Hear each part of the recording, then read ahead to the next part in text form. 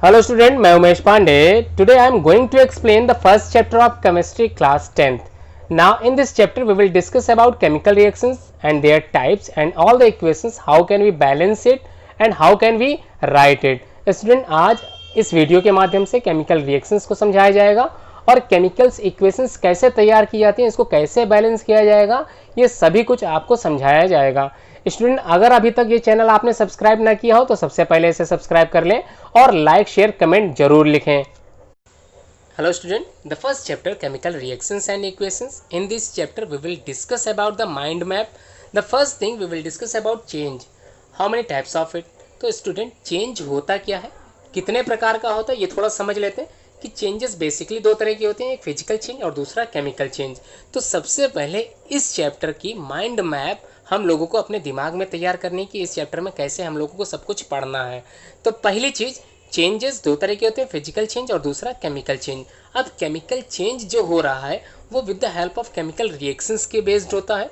अब chemical reactions है तो उस केमिकल रिएक्शंस की जो केमिकल इक्वेशंस हम लोग लिखते हैं उसको कैसे लिखना है और उसको कैसे बैलेंस करना है, ये दो चीज़ें इंपॉर्टेंट है इस चैप्टर में. How to write the chemical equations and how can we balance it. तो ध्यान रखना स्टूडेंट, एग्जाम्स में बैलेंस के लिए क्वेश्चंस कई पूछे गए हैं, कई क्वेश्चंस पूछे भी जा सकते हैं, तो इसको भी समझना है इसी चैप्टर में. अब केमिकल रिएक्शंस की अगर बात यहाँ पे है तो इसके टाइप्स कितने होते हैं, how many types of chemical reactions, और कितने आपके कोर्स में ऐड किए गए हैं, तो थोड़ा सा इनको भी समझना है. तो समझ लेते हैं.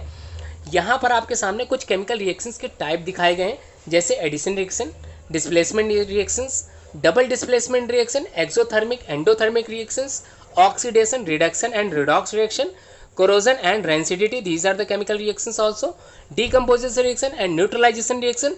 और कुछ कभी कभी एग्जाम में रिवर्सिबल एंड इरिवर्सिबल से भी कई क्वेश्चंस पूछे गए हैं. स्टूडेंट, ये था एक माइंड मैप. आपको अपने दिमाग में एक मैप तैयार करना है. अकॉर्डिंग टू दिस मैप आपको अपनी तैयारी स्टार्ट करनी है. तो लेट्स स्टार्ट द.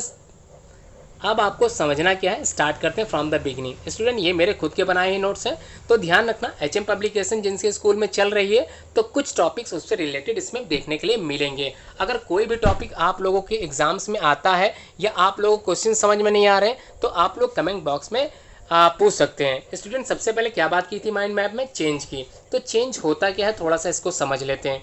तो बेसिकली जो चेंज होता है वो change is the law of nature which occurs in everyday life. मतलब हमारे आसपास प्रत्येक चीज़ चेंज होती रहती है. इसका मतलब प्रत्येक का स्वरूप क्या होता है, आकार क्या होता है, रंग क्या होता है, आकृति क्या होता है, ये धीरे धीरे क्या होता है, चेंज हो जाता है. अब टाइप्स ऑफ चेंजेस की अगर बात करेंगे तो there are two types of changes. कौन कौन से हो सकते हैं, फिजिकल चेंज होता है और दूसरा केमिकल चेंज. अब बच्चों बात करते हैं फिजिकल और केमिकल चेंज में आपको सीखना क्या है. तो फिजिकल कैसे पहचानोगे, तो सिंपल सी डेफिनेशन हमको तैयार करनी है कि physical change is the change in which substances retains its original properties. Physical change is a temporary change and not easy reversible. There is no substance form. इसका मतलब ये हुआ कि जो भी फिजिकल चेंज होगा वो अपनी प्रॉपर्टीज़ को, ओरिजिनल प्रॉपर्टीज़ को अपने पास रखेगा, मतलब लूज नहीं होने देगा, खोने नहीं देगा. उसके बाद जो फिजिकल चेंज होगा वो कैसा होगा, अस्थायी परिवर्तन, मतलब स्थायी कभी नहीं हो सकता, परमानेंट चेंज बिल्कुल नहीं आएगा.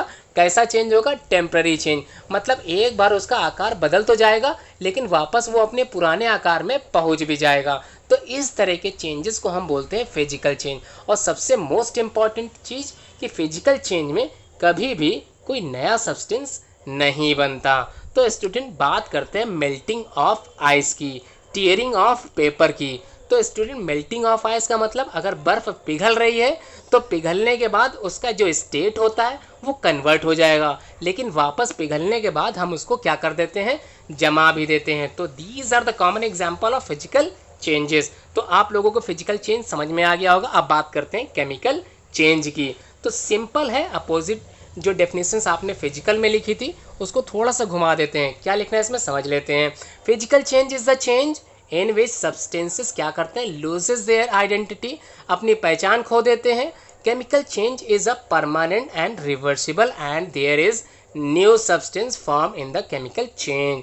स्टूडेंट, समझ में आ गया कि केमिकल चेंज ऐसे चेंजेस होते हैं जो अपनी प्रॉपर्टीज़ को, अपने गुणों को चेंज कर देते हैं और नए गुणों का आकार ले लेते हैं. इसका मतलब ये परमानेंट होते हैं और कभी भी अपनी पुरानी अवस्था में नहीं जा सकते। तो इस तरह के बेसिकली चेंज को हम बोलते हैं केमिकल चेंज। जैसे बात करते हैं बर्निंग ऑफ मैग्नीशियम, बात करते हैं फोटोसिंथेसिस, बात करेंगे रेस्पिरेशन की। तो these are the considered as the reactions. अब कौन कौन सी रिएक्शंस हैं, किस तरह के टाइप्स होते हैं, इनको हम आगे आने वाली वीडियोस में या इसी वीडियो में अच्छे से समझेंगे। अब बात करेंगे स्टूडेंट किसकी, देखते हैं केमिकल रिएक्शंस क्या होती हैं। तो आपने जो माइंड मैप अभी देखा था सबसे फर्स्ट टॉपिक जब मैंने स्टार्ट की है ये वीडियो, तो उसमें माइंड मैप था। उसमें सबसे पहले आपने चेंज समझा, चेंज के बाद types of change, physical as well as chemical change. अब बात कर रहे हैं केमिकल रिएक्शंस की। तो केमिकल रिएक्शंस क्या होती हैं, रिएक्शंस की बात हो रही है, क्लास में TIONS लगा हुआ है। इसका मतलब न्यूट्रिशन, डाइजेशन, बायोलॉजी की जितनी वीडियोज़ थी मैंने उसमें समझाया था। एट द लास्ट में अगर आपको TION मिल रहा है, reproduction, digestion, assimilation, egestion, these are the common processes होती हैं। तो केमिकल रिएक्शंस ये भी क्या है, एक तरह की chemical reaction are the processes in which new substance with new properties are formed. In chemical reactions reactants are transform into new product. इसका मतलब ये हुआ किसी भी केमिकल रिएक्शंस में जो एक प्रोसेस के तहत होती है उसमें new substance with new properties बनता है। अब न्यू सब्सटेंस बनता कहते हैं with the help of reactants, मतलब रिएक्टेंट्स आपस में जुड़ते हैं और क्या बना देते हैं, प्रोडक्ट बना देते हैं। तो बच्चों बात करते हैं A+B की। तो यहाँ पर ये दोनों क्या हैं, रिएक्टेंट है, और रिएक्टेंट आपस में क्या होंगे, रिएक्ट करेंगे और कुछ ना कुछ रिएक्टेंट के बाद प्रोडक्ट बनाएंगे। तो स्टूडेंट यहाँ पर A+B these are the common reactant, और यहाँ पर जो आगे A और B साथ में मिलके बने हैं इनको बोलते हैं प्रोडक्ट। तो उम्मीद है आपको ये वीडियो अच्छे से समझ में आ रही होगी। अब बात करते हैं some common examples of chemical reactions. तो बात करते हैं सोडियम जब रिएक्ट करेगा वाटर के साथ तो क्या बनाएगा, सोडियम हाइड्रोक्साइड, और साथ में हाइड्रोजन गैस को रिलीज कर देगा। तो अब इसको तो मैंने कैसे लिखा है, सिंपल फॉर्म में लिखा हुआ है। सेकेंड केमिकल रिएक्शन समझ लेते हैं। हाइड्रोजन के साथ जब क्लोरीन गैस इवॉल्व होगी या फिर रिएक्ट करेगी तो हाइड्रोजन क्लोराइड गैस बनाएगी। इसका मतलब HCl तैयार होगा। अब बात करते हैं सम केमिकल प्रॉपर्टीज या फिर characteristics of chemical reactions are as follows. तो कौन कौन सी केमिकल रिएक्शंस की कैरेक्टरिस्टिक्स होती हैं, आइए उनको भी समझ लेते हैं। The important characteristics of chemical reactions are, सबसे पहले समझते हैं इवोल्यूशन ऑफ गैसेस। इसका मतलब किसी भी केमिकल रिएक्शंस में गैसेस बन भी सकती हैं। चेंजेस इन स्टेट में चेंजेस होता है। चेंजेस इन टेम्परेचर, कभी कभी टेम्परेचर का तापमान जो होगा या फिर तापमान जो होगा वो बढ़ भी जाता है और कभी कभी तापमान कम भी हो जाता है। अब बात करेंगे फॉर्मेशन ऑफ प्रेसिपिटेट, मतलब एक प्रेसिपिटेट देखने के लिए हमको मिलता है। अब वो टेस्ट ट्यूब में अगर आप कोई केमिकल रिएक्शंस कर रहे हैं तो उसमें भी आपको वाइट कलर का प्रेसिपिटेट दिख सकता है। चेंजेस इन कलर, मतलब कभी कभी ये रिएक्शंस होने के बाद चेंजेस इन कलर भी दिखाई देगा। बात करते हैं टाइप्स ऑफ रिएक्शंस केमिकल कौन कौन सी हो सकती हैं जो आपको सीखनी है। तो सबसे पहली एडिशन रिएक्शंस। एडिशन को ही हम लोग बोलते हैं कॉम्बिनेशन रिएक्शन। इसका मतलब कोई भी चीज़ कंबाइन करेगी या ऐड होगी उसे बोलते हैं एडिशन और कॉम्बिनेशन रिएक्शन। सेकंड है डीकम्पोजिशन रिएक्शंस, यहाँ पर डीकम्पोज्ड हो रहा है, या फिर ये कर दें कि जो चीज़ एडिशन में थी यहाँ पर बिल्कुल उसकी अपोजिट होगी। बात करते हैं डिस्प्लेसमेंट रिएक्शन की, कोई ना कोई चीज़ डिस्प्लेस हो रही हो इसलिए इसका नाम डिस्प्लेसमेंट रिएक्शन रखा गया होगा। बात करते हैं नेक्स्ट डबल डिस्प्लेसमेंट रिएक्शन की। यहाँ पर दो चीज़ें डिस्प्लेस हो रही होंगी जबकि इससे पहले वाले डिस्प्लेसमेंट में सिर्फ एक चीज़ ही डिस्प्लेस हो रही। नेक्स्ट है exothermic reactions as well as endothermic reactions. Exam में कभी भी एक क्वेश्चंस नहीं आता, पूछा जाएगा तो दोनों ही एक साथ जुड़ा हुआ होगा। और कैसे आता है, हमेशा ये डिफ्रेंशिएट में भी आ सकता है, दोनों एक साथ पूछी भी जा सकती हैं। तो एक्सोथर्मिक एंड एंडोथर्मिक दोनों को आपको एक साथ समझना होगा, एक साथ पढ़ना होगा। बात करते हैं इसके अगली वाली रिडक्शन ऑक्सीडेशन, इसके साथ रिडॉक्स रिएक्शन भी आपको सीखना है। तो स्टूडेंट ये तीनों ही इंपॉर्टेंट है, reduction, oxidation as well as redox reaction. तो these are the types of chemical reactions. आपको समझ में आ गई होंगी, आपके दिमाग में ये सारी चीज़ें आपके दिमाग में बैठ गई होंगी, अच्छे से आपको समझ में भी आ रहा होगा। उम्मीद करता हूँ ये वीडियो आपको बहुत पसंद आने वाली है। बात करते हैं बोर्ड में किस तरह से क्वेश्चंस पूछे गए हैं। तो फर्स्ट क्वेश्चन आज समझ लेते हैं। कि what is a chemical reactions, होती क्या है chemical reactions, what are the different types of chemical reactions हैं, explain each by giving example. मतलब अगर कोई भी केमिकल रिएक्शंस का आप टाइप बता रहे हो उसका एग्जांपल लिखना आपको बहुत ज़रूरी आना है। अब बात करते हैं टाइप्स ऑफ केमिकल रिएक्शंस। देखिए केमिकल रिएक्शंस की डेफिनेशन आपने लेक्चर 1 में समझ लिया था, या फिर इससे पहले जो ऊपर मैंने समझाया उसमें आप लोगों ने अच्छे से समझ लिया होगा। टाइप्स ऑफ केमिकल रिएक्शंस भी मैंने अच्छे से समझा दी थी। अगर बोर्ड में ये क्वेश्चंस पूछा जाता है तो ध्यान रखना है आपको, क्वेश्चंस को बहुत ज़्यादा लॉन्ग नहीं लिखना है, सिंपल से आपको 5 definitions of types of chemical reactions की बतानी है विद देयर कॉमन एग्जाम्पल। तो बात करते हैं इनमें से कौन कौन सी इंपॉर्टेंट है जो आपको अपनी कॉपी में या फिर आंसर शीट में लिखनी है at the time of exam. बात करते हैं सबसे पहले रिएक्शन जिसको बोलते हैं addition as well as combination reaction. तो सिंपल है, ये डेफिनेशन में सिर्फ कहा गया है, क्या कहा गया है, एडिशन या फिर कॉम्बिनेशन। तो यहाँ पर सिर्फ ऐड की बात होगी या कोई चीज़ जुड़ने की बात आएगी। तो the reaction in which 2 or more substances combine करते हैं to form a new substance are called combination or addition reaction. तो स्टूडेंट समझ में आ गया, सिंपल सी डेफिनेशन थी कि एडिशन रिएक्शंस में in this type of chemical reaction ध्यान रखना 2 या 2 से ज़्यादा रिएक्टेंट कंबाइन होने चाहिए। इसका मतलब ए होगा साथ में बी होगा। ध्यान रखना सिंगल प्रोडक्ट या फिर सिंगल सब्सटेंस कभी भी नहीं जुड़ेंगे। तो सिंगल नहीं है, यहाँ पर क्या है, एक ए है और एक बी है, 2 रिएक्टेंट आपस में जुड़कर ध्यान रखना बच्चों सिंगल प्रोडक्ट बनाएंगे।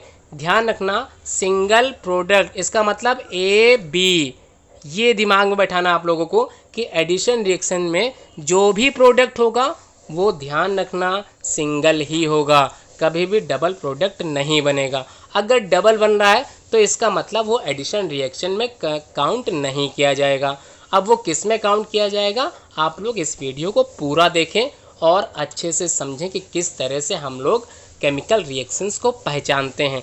तो समझ में आ गया बच्चों, एडिशन रिएक्शंस में 2 or more reactant combine with each other to form a single. ध्यान रखना बच्चों सिंगल शब्द का इस्तेमाल आपको अपनी डेफिनेशन में लिखना पड़ेगा, to form a single substance. समझ में आ गया। कॉमन एग्जाम्पल, अब बच्चों यहाँ पर जितने भी एग्जाम्पल आप लोगों ने देखा उस एग्जाम्पल में प्रोडक्ट देखिए कितने हैं, सिंगल हैं कि डबल हैं, सिंगल हैं। तो समझ में आ गया। यहाँ पर रिएक्टेंट कितने हैं, डबल हैं या 2 से ज़्यादा भी हो सकते हैं। तो कम से कम 2 रिएक्टेंट आपस में जुड़कर एक सिंगल प्रोडक्ट तैयार करेंगे, उसे ही बोलेंगे एडिशन रिएक्शन। तो यहाँ मैग्नीशियम के साथ ऑक्सीजन गैस है, कार्बन के साथ ऑक्सीजन गैस है, नाइट्रोजन के साथ हाइड्रोजन गैस है।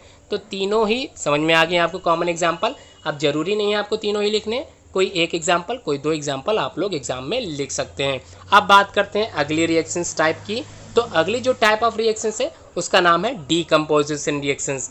तो डीकम्पोजिशन का मतलब ही हो गया, वहाँ पर बच्चों एडिशन में क्या था, a प्लस बी, इसके साथ क्या बना, ए बी बना। ठीक है, इसी को उल्टा कर देते हैं, उसे बोलते हैं डीकम्पोजिशन रिएक्शन।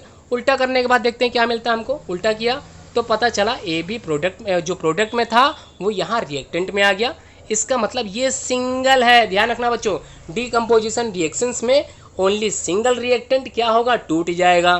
कितने प्रोडक्ट में, 2 या 2 से अधिक में। अब यहाँ सिंगल प्रोडक्ट नहीं, 2 या 2 से अधिक, ए हो गया और बी हो गया। तो यहाँ पर समझ में आ गया आप लोगों को। सिंपल क्या करना, उल्टा कर देना। एडिशन रिएक्शन जो भी आपने समझी थी उसको यहाँ पर उल्टा समझ लेना है। तो कैसे उल्टा है समझ लेते हैं थोड़ा सा, कि in the decomposition reactions single compound breaks up into 2 or more simpler substance. तो यहाँ पर बच्चों बात की गई सिंगल कंपाउंड। तो सिंगल का मतलब यहाँ पर एक ही कंपाउंड है, वो क्या हो रहा है, टूट रहा है 2 या 2 से अधिक प्रोडक्ट्स में। तो क्लियर हो गया, कोई डाउट नहीं है। सिंपल सी चीज़ थी कि कोई कंपाउंड अगर टूट जाए 2 या 2 से अधिक किसमें, प्रोडक्ट में, तब वहाँ पर कौन सी रिएक्शंस होगी, डीकम्पोजिशन रिएक्शन। बच्चों देखो यहाँ पर एक कंपाउंड है, यहाँ पर एक ही कंपाउंड है, लेकिन ये दोनों ही कंपाउंड जो इस एग्जाम्पल में दे रखे ये कितने प्रोडक्ट में टूट रहे हैं, 1 2। समझ में आ गया। यहाँ पर भी देख लेते हैं, 1 और ये 2 समझ में आ गया, कोई दिक्कत नहीं। अब नीचे थोड़ा सा नोट में क्या लिखा है इसको भी समझ लेते हैं। यहाँ बात कर रहे हैं कि the decomposition of a substance on heating is known as thermal decomposition. अगर हम हीट के साथ केमिकल रिएक्शंस को डन कर रहे हैं, तो उस टाइप की केमिकल रिएक्शंस को हम लोग बोलते हैं thermal decomposition reactions. While the decomposition after absorbing light, मतलब लाइट को अगर एब्जॉर्ब किया जा रहा है तो उस टाइप की केमिकल रिएक्शंस को बोलते हैं फोटोकेमिकल डिकम्पोजिशन रिएक्शंस। अगर एग्जाम में ऐसा कोई क्वेश्चन ना जाए तो आप लोगों को डेफिनेशन सिंपल समझ में आ गई होगी। अब आप लोग अपने मन से भी डेफिनेशंस को लिख सकते हो। बात करते हैं third types of chemical reactions की, जिसका नाम है डिस्प्लेसमेंट रिएक्शन। तो दूस रिएक्शंस ऐसी reactions in which one element, बच्चों ध्यान रखना, एलिमेंट की डेफिनेशन आप लोग 9th क्लास में अच्छे से समझ चुके थे कि इसमें क्या हो रहा, डिस्प्लेसमेंट रिएक्शन में किसी भी केमिकल रिएक्शन में अगर एक एलिमेंट, ध्यान रखना वन एलिमेंट होगा, takes place of another element in a compound are known as displacement reaction। तो ध्यान रखना बच्चों, कोई कंपाउंड है, मान लेते हैं कंपाउंड, यहाँ पर कंपाउंड क्या है CuSO4। CuSO4 कंपाउंड क्या होते हैं आप लोगों को 9th क्लास में समझ में आया था। अगर नहीं आता है, अभी भी आपकी कुछ बेसिक्स कमज़ोर हैं, आपको कोई डाउट है तो आप कमेंट बॉक्स में मुझसे ज़रूर पूछेंगे, क्योंकि थोड़ा भी आपका बेस अगर मजबूत नहीं होगा, लास्ट ईयर वाली पढ़ाई आप लोग सही से नहीं करके आए होंगे, तो कहीं ना कहीं आपको दिक्कत समझ में होगी। तो स्टूडेंट अगर कोई कन्फ्यूज़न है तो ज़रूर कमेंट बॉक्स में करके मुझसे पूछें। तो यहाँ पर कंपाउंड क्या है CuSO4, तो कॉपर सल्फेट है यहाँ पे कंपाउंड में, और उसके साथ एक एलिमेंट है जिसको हम लोग जानते हैं आयरन के नाम से। तो आयरन का सिंबल क्या होता है Fe। Fe के साथ एक कंपाउंड है CuSO4। अब दोनों ने क्या किया, रिएक्ट किया। अब इस Fe ने कॉपर सल्फेट सोल्यूशन से कॉपर को बाहर कर दिया। समझ में आ गया, सिंपल था। ये जो आयरन था इसने कॉपर सल्फेट से कॉपर को, इस एलिमेंट कॉपर को बाहर कर दिया। अब Fe जुड़ गया सल्फेट के साथ, तब बन गया आयरन सल्फेट। अभी तक क्या था, कॉपर सल्फेट, अब क्या बन गया, आयरन सल्फेट। और ये जो कॉपर जो कंपाउंड स्टेट में था, अब वो एलिमेंट के बाद ये रिमूव हो गया। तो स्टूडेंट समझ में आ गया, सिंपल डेफिनेशन थी। अगर किसी केमिकल रिएक्शन में कंपाउंड के साथ कोई एक एलिमेंट रखा हो और रिएक्ट करने के बाद उस कंपाउंड से वो एलिमेंट अगर वो रिमूव कर दे उस एलिमेंट को, तब इस तरह की केमिकल रिएक्शंस को बोलते हैं डिस्प्लेसमेंट रिएक्शन। स्टूडेंट सबसे मोस्ट इंपॉर्टेंट चीज़, यहाँ पर एक एलिमेंट रिमूव हो रहा है, ध्यान रखना। कितने एलिमेंट रिमूव हो रहे हैं, सिंगल एलिमेंट यहाँ रिमूव हो रहा है। जबकि डबल डिस्प्लेसमेंट में क्या होगा, इसको अच्छे से समझेंगे अभी नीचे। पहले नोट समझ लेते हैं कि नोट में ये कहा गया है कि इन displacement reaction more reactive element displaces less reactive elements from the aqueous solutions of its compound. तो आप लोगों को रिएक्टिविटी सीरीज 9th में समझाई गई होगी, 10th में भी समझाई जाएगी। इससे पहले थोड़ा सा समझ लेते हैं कि स्टूडेंट अगर यहाँ पर इस जगह पर कॉपर सल्फेट के साथ, अगर यहाँ पर हम कॉपर सल्फेट सोल्यूशन के बजाय आयरन सल्फेट का सोल्यूशन रखते और यहाँ आयरन के बजाय कॉपर को रखते, तो कॉपर कभी भी आयरन को कॉपर कभी भी आयरन सल्फेट से आयरन को रिमूव नहीं कर पाता। स्टूडेंट क्लियर है, नो डाउट। क्यों नहीं कर पाता, इसका रीज़न है सिंपल। डिस्प्लेसमेंट रिएक्शंस में एक थ्योरी है जिसको रिएक्टिविटी सीरीज़ बोलते हैं। तो उस सीरीज़ के अकॉर्डिंग अगर कोई एलिमेंट अपने से ऊपर वाले एलिमेंट को कभी भी कंपाउंड से बाहर नहीं कर पाएगा, इसका मतलब हमेशा एलिमेंट को कहाँ रिएक्टिविटी सीरीज़ में ऊपर होना पड़ेगा। अब ऊपर वाला एलिमेंट हमेशा अपने नीचे वाले एलिमेंट को कंपाउंड सीरीज से बाहर कर पाएगा। तो स्टूडेंट समझ में आ गया, रिएक्टिविटी सीरीज यहाँ पे दे रखी है। तो इस सीरीज़ में क्या दिखाई दे रहा, आयरन जो है वो ऊपर है और कॉपर जो है वो नीचे है। तो यहाँ पर आयरन ऊपर है और कॉपर नीचे है, तो आयरन ने कॉपर सल्फेट से कॉपर को क्या किया, बाहर निकाल दिया। सिंपल है, समझ में आ गया। अब बात करेंगे डबल डिस्प्लेसमेंट की। तो डबल डिस्प्लेसमेंट में क्या होगा, यहाँ पर जैसे एलिमेंट क्या था, एक कंपाउंड था। अब देखते हैं डबल डिस्प्लेसमेंट में क्या है। तो बात करते हैं डबल डिस्प्लेसमेंट रिएक्शन।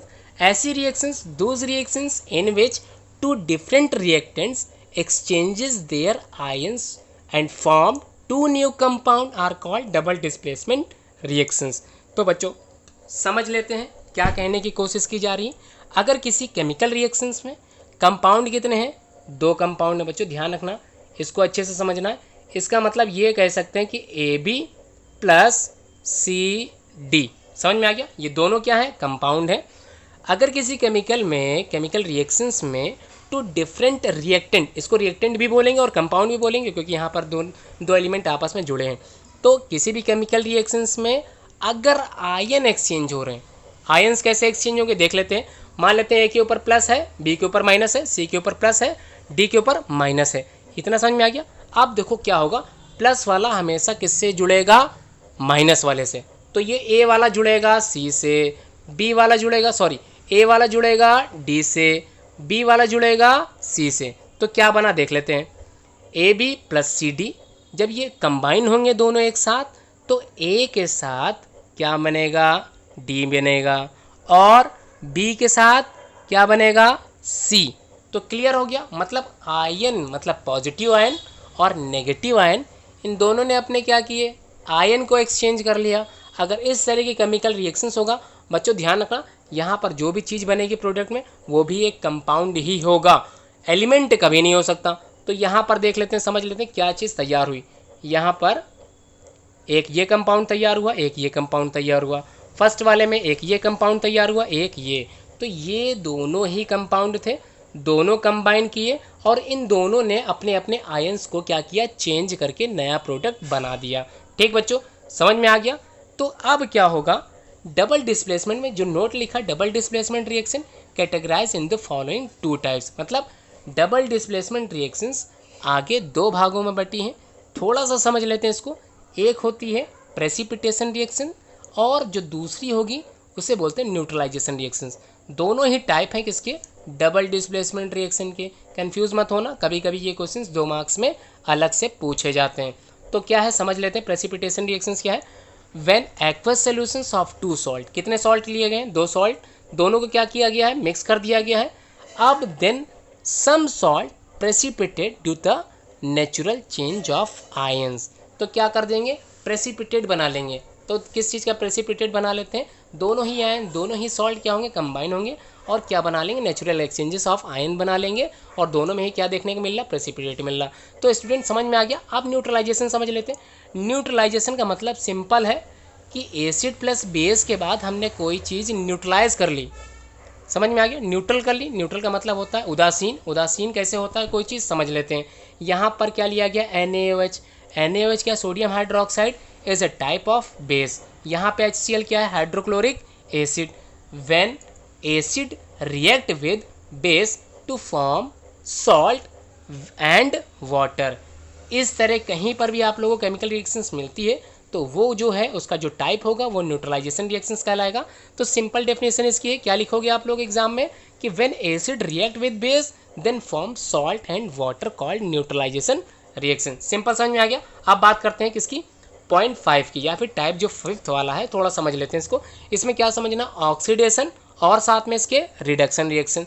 तो ऑक्सीडेशन, तो ऑक्सीजन का एडिशन हो गया, उसे बोलते हैं ऑक्सीडेशन। सिंपल है, reaction that involve the gain of oxygen और लॉस ऑफ हाइड्रोजन। मतलब अगर ऑक्सीजन जुड़ रही है तो ऑक्सीडेशन, या फिर उल्टा कह ले, हाइड्रोजन क्या हो रही है, निकल रही है। समझ में आ गया, हाइड्रोजन निकलने पर भी क्या कहलाएगी, ऑक्सीडेशन रिएक्शन। और एडिशन ऑफ ऑक्सीजन, ऑक्सीजन जुड़ने पर भी उसे हम लोग बोलते हैं ऑक्सीडेशन रिएक्शन। तो देख लेते हैं क्वेश्चन, एग्जाम्पल से समझ लेते हैं। कार्बन के साथ ऑक्सीजन क्या हो रही, जुड़ गई, CO2 तैयार हो गया। C के साथ O जुड़ गया, यहाँ पर क्या कहलाएगा, ऑक्सीडेशन रिएक्शन। अब देखते हैं यहाँ पर H2 के साथ O2 जुड़ गया, तो हाइड्रोजन के साथ क्या हुआ, ऑक्सीजन क्या हुआ, जुड़ गया, तब यहाँ पर क्या होगा, ऑक्सीडेशन रिएक्शन। तो क्लियर हो गया, सिंपल सी डेफिनेशन से।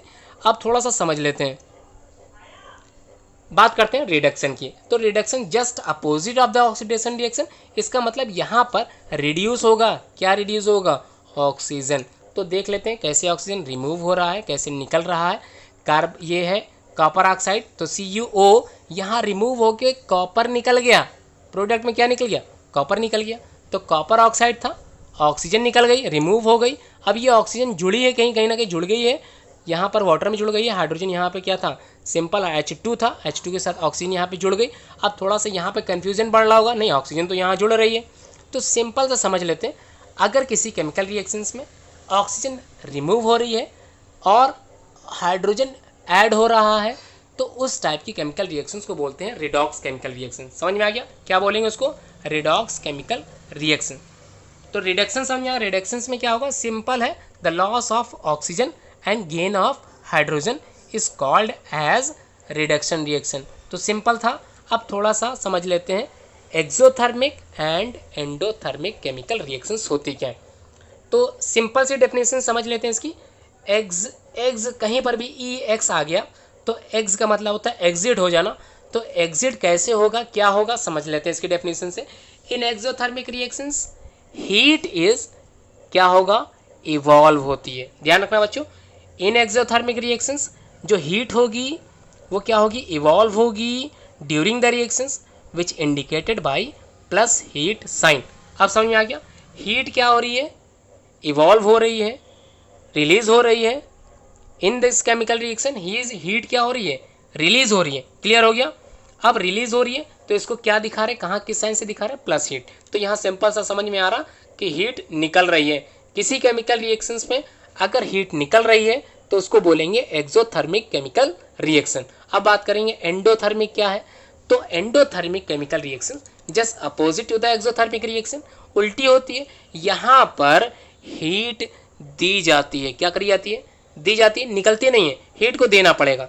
तो हीट देना पड़ेगा। In this type of chemical reaction heat is absorb हो रही है। क्या हो रही है? एब्जॉर्ब हो रही है, which is mainly indicated by putting plus heat sign. कहाँ पर प्लस हीट साइन? यहाँ पर on the left side of the equation. अब इक्वेशन के LHS को बोलते हैं लेफ्ट हैंड साइड, और जो प्रोडक्ट वाला साइड होता है उसको बोलते हैं RHS। तो ये भी क्लियर हो गया। ये वाला जो पार्ट होगा LHS वाला उसको बोलते हैं रिएक्टेंट साइड।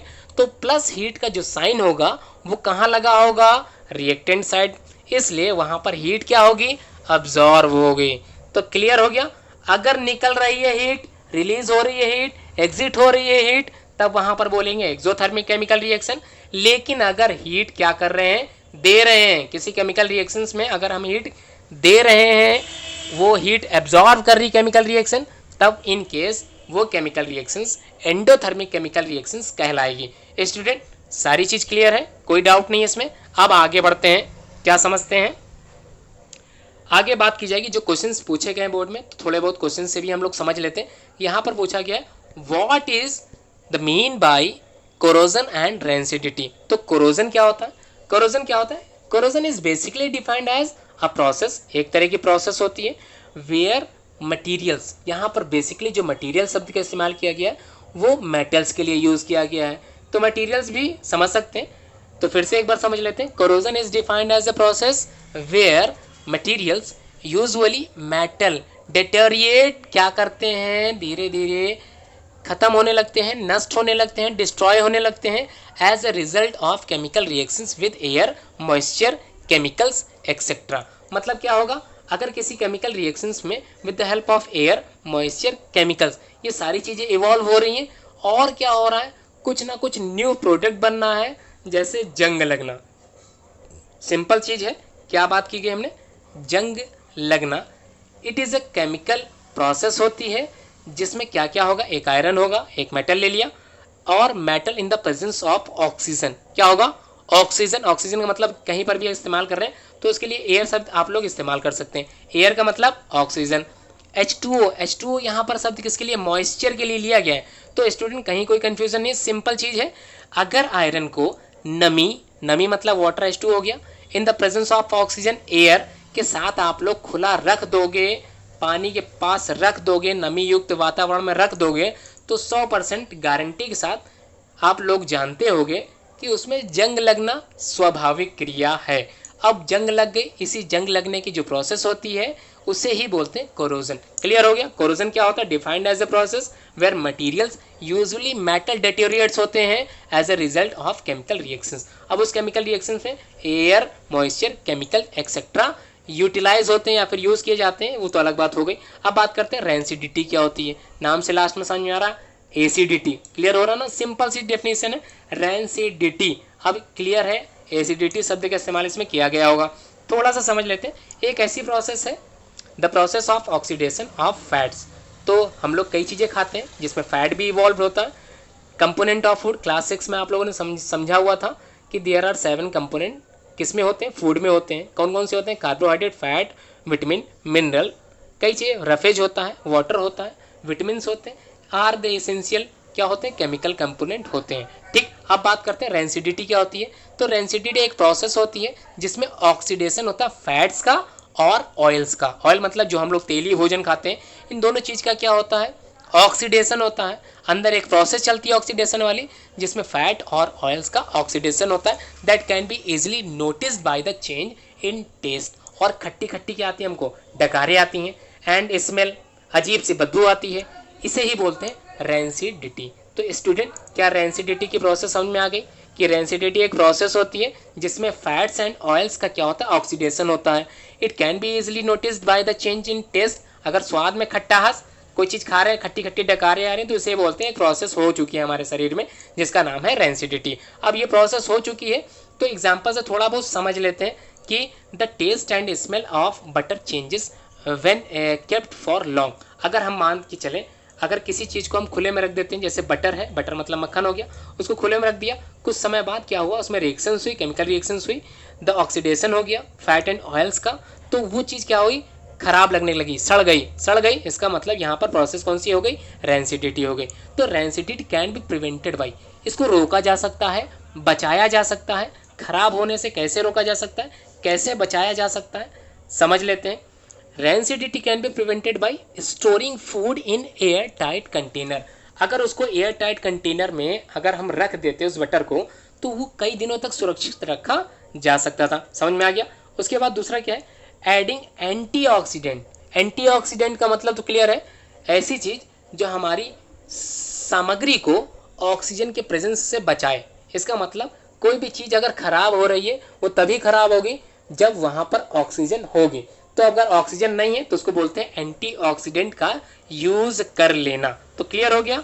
अब बात करते हैं थर्ड पॉइंट, कैसे रोका जा सकता है, कैसे सुझाव, कैसे सुरक्षित रख सकते हैं अपनी चीज को किससे? रेंसिडिटी से। तो storing food in an environment of nitrogen. तो आप लोगों ने टेढ़े मेढ़े कुरकुरे ये सब कुछ खाया होगा, तो जब खाने से पहले आप लोगों ने जब उसका पैकेट लिया होगा हाथ में, उसमें कोई गैस भरी थी क्या? अगर गैस भरी थी तो क्या आपने सोचा कि इसमें कौन सी गैस हुई होगी, कौन सी गैस भरी गई होगी? तो सिंपल सी आपके सामने लिखी हुई गैस है, कौन सी गैस होगी? नाइट्रोजन। कितनी होती है हमारे एटमॉस्फेयर में नाइट्रोजन गैस? 78%। अब 78% नाइट्रोजन गैस है, लेकिन हमारे लिए इसकी कोई भी उपयोगिता नहीं है। There is no use in our human body. तो सिंपल से समझ में आ गया कि नाइट्रोजन गैस किसी से रिएक्ट करती नहीं। अब जब करती नहीं तो उसको रैपर में, उस पैकेट में क्या किया? भर दिया। अब जब भर दिया तो उसमें ऑक्सीजन तो रही नहीं, कौन सी गैस रही? नाइट्रोजन गैस रही। अब नाइट्रोजन गैस तो किसी से रिएक्ट करेगी नहीं, मतलब हमारी जो प्रोडक्ट उसमें भरा गया था वो एकदम सुरक्षित है, खाने योग्य है, कई दिनों तक रखा जा सकता है, उसकी एक्सपायरी डेट भी 1 साल तक हो सकती है। तो सिंपल है, बस रैपर आपको खोलना नहीं है। खोलते ही वो नाइट्रोजन गैस निकल गई और उसमें कौन सी गैस आ गई? Oxygen gas. लेकिन जैसे ही ऑक्सीजन गैस आई, अब आपका वो जो एक्सपायरी डेट लिखी थी वो अब काम नहीं आने वाली। ठीक, समझ में आ गया क्यों नहीं आने वाली? सिंपल है, द प्रोसेस ऑफ रेंसिडिटी। अब बात करते हैं केमिकल इक्वेशंस क्या होती हैं, why we have to chemical equations, balance क्यों की जाती है।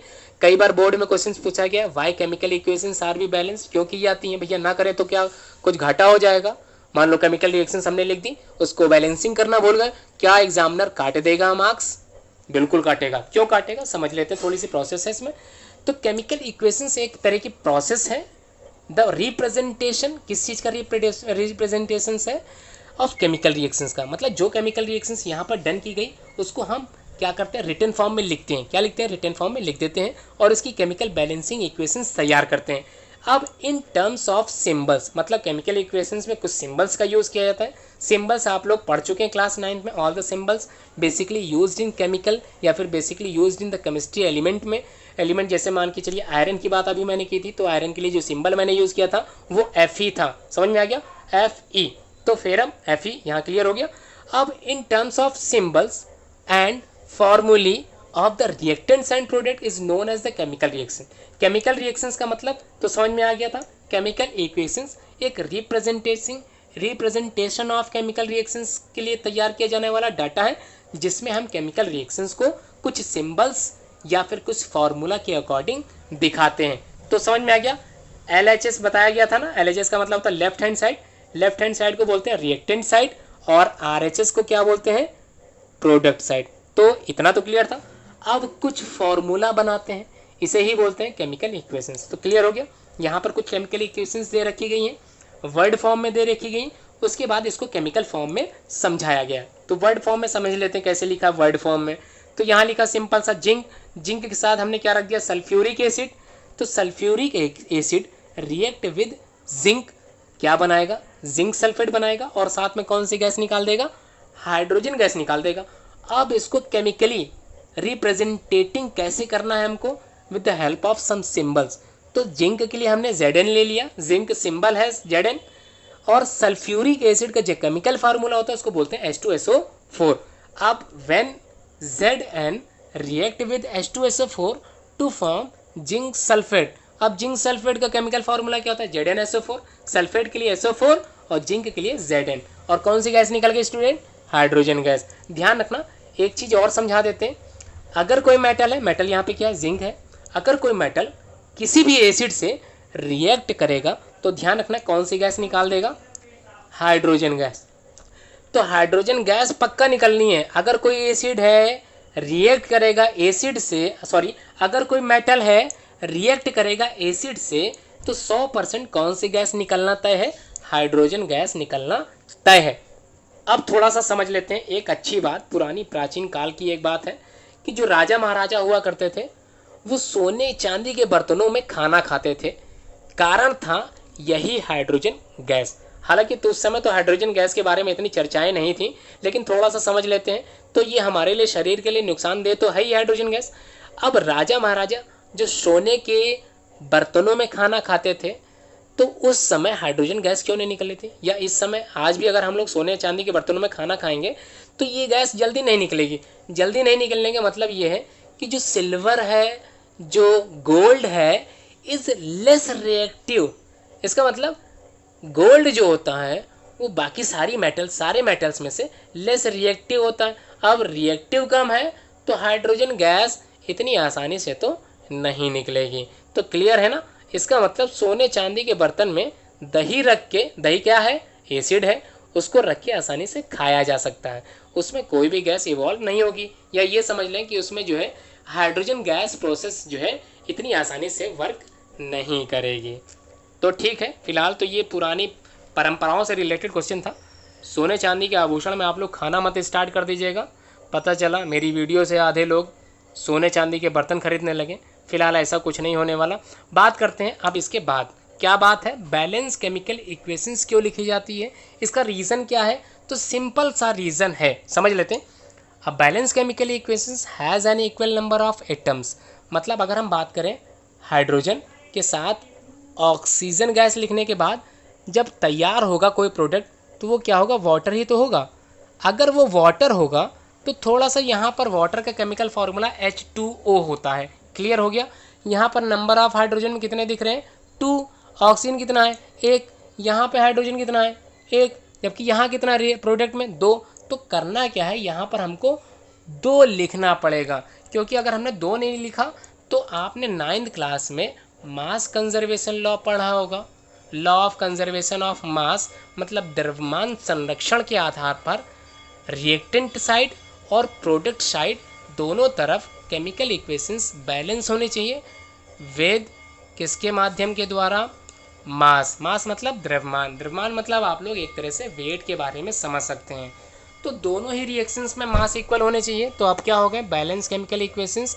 यहाँ पर हाइड्रोजन कितना है, 2 है, यहाँ हाइड्रोजन कितना है, 2 है। लेकिन हाँ, एक मोस्ट इम्पॉर्टेंट चीज़ तो बताना मैं भूल गया, हाइड्रोजन कभी भी फ्री फॉर्म नहीं रहता, ये हमेशा अपने मॉलिक्यूल्स के साथ रहता है। तो हाइड्रोजन लिखते समय इसको ध्यान रखना है कि आप कभी भी H सिंगल में नहीं लिख सकते। तो अगर H सिंगल में नहीं लिख सकते तो ऑक्सीजन भी फ्री स्टेट में नहीं रहता, तो यहाँ पर ऑक्सीजन को आपको मतलब 2 मॉलिक्यूल्स के साथ दिखाना पड़ेगा। तो अब बैलेंस करना पड़ेगा केमिकल रिएक्शंस। कैसे करोगे रिएक्शंस, आप समझ लेते थोड़ा सा स्टेप बाय स्टेप। मतलब हाइड्रोजन सिंगल फॉर्म में नहीं होता। अब सही है, ऑक्सीजन फ्री फॉर्म में नहीं रहता, हमेशा अपने एक मॉलिक्यूल साथ रहता है। अब बात करेंगे इन दोनों के रिएक्टेंट के बाद क्या बना, H2O बना। अब H2O law of mass conservation के अकॉर्डिंग दोनों तरफ मास कैसे होने चाहिए, बराबर होने चाहिए। यहाँ पर H2 सही है, यहाँ पर H2 सही है। ऑक्सीजन यहाँ पर कितना है, 1, यहाँ पर कितना है, 2। बस करना क्या है, यहाँ पर हमको 2 लगा देना है। अब अगर हमने 2 लगा दिया तब यहाँ पे हाइड्रोजन कितने हो गए, 2 2 जा 4। अब यहाँ पर क्या करना है, सिंपल 2 लगा देना है। क्या करना है, 2 लगा देना है। अब ये पूरी केमिकल रिएक्शंस क्या हो गई, बैलेंस हो गई। तो स्टूडेंट अब आप लोगों को समझ में आ गया होगा कि केमिकल रिएक्शंस बैलेंस करना क्यों पड़ता है। तो सिंपल सी डेफिनेशन थी, a balance chemical equations has an equal number of atoms of different element in the reactants as well as in the product side, and hence the number of all atoms on left hand side and right hand side is equal। मतलब दोनों तरफ क्या होना चाहिए, equally the number of chemical reactant as well as product, दोनों तरफ क्या होना चाहिए, मास भी बराबर होना चाहिए, और केमिकल जो भी सिंबल यूज़ किया गया है उसके मॉलिक्यूल भी बराबर होने चाहिए। तो कोई डाउट हो, अभी भी समझ में ना आया हो, फिर से एक बार कमेंट बॉक्स में कमेंट करके पूछे, मैं फिर से बताऊंगा आप लोगों को। अब थोड़ा सा रिवीजन वर्क हो जाए, क्या हो जाए, रिवीजन वर्क। वीडियो आप लोगों को समझ में अच्छे से आई होगी, रिवीजन वर्क थोड़ा सा समझ लेते हैं कि रिवीजन का क्या है। कुछ टॉपिक्स हैं आप लोगों को बोर्ड के एग्जाम में ये टॉपिक्स हेल्प करेंगे। तो आज की वीडियो बेसिकली फर्स्ट चैप्टर के सारे कंसेप्ट के रिलेटेड क्वेश्चंस के आधार पर बनाई गई है।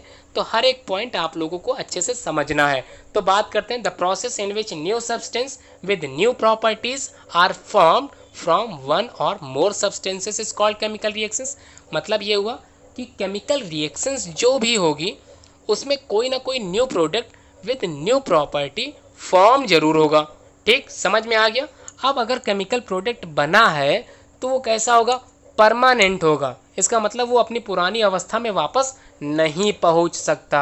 मोस्ट इंपॉर्टेंट पॉइंट, आप लोग अपनी डेफिनेशंस बना भी सकते हैं, बस आपको समझ में आ जाना चाहिए। तो केमिकल रिएक्शंस क्या होती है समझ में आ गई। अगर आपको ये डेफिनेशन ये टफ लग रही है, कठिन लग रही है, तो अब आप लोग अपनी डेफिनेशंस खुद से तैयार कर सकते हैं। बोर्ड एग्जाम में जब भी एग्जामिनर कॉपी चेक करता है तो अगर डेफिनेशन रिलेटेड टू आपने अपने द्वारा लिखी गई है लेकिन उसका कंसेप्ट एकदम क्लियर है, उसके जो पॉइंट आपने लिखे वो एकदम सटीक है, आपको नंबर पूरे मिलेंगे। तो ध्यान रखना स्टूडेंट, अगर आपकी डेफिनेशंस आप लोगों ने तैयार की है, आप लोग वो डेफिनेशंस मुझको कमेंट बॉक्स में लिख के पूछ भी सकते हैं।